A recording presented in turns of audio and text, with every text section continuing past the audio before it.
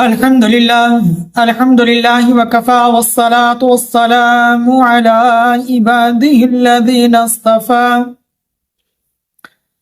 أما بعد فأعوذ بالله من الشيطان الرجيم بسم الله الرحمن الرحيم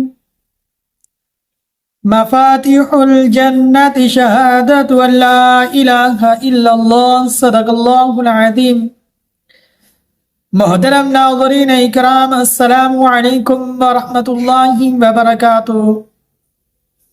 میرے اور آپ کے پیارے آقا مدنی کریم علی نبینا علیہ الصلوۃ والسلام نے ارشاد فرمایا کہ لا الہ الا اللہ کا اقرار کرنا یہ جنت کی کنجیاں ہیں۔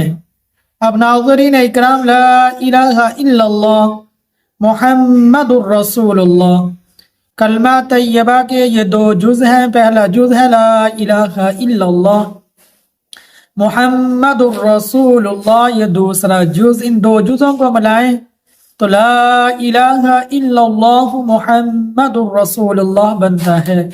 فرمایا اسی طرح جنت کے جو دروازے ہیں ان کی جو کنجیاں ہیں یہ دونوں جز ہیں کہ لا الہ الا اللہ محمد الرسول اللہ۔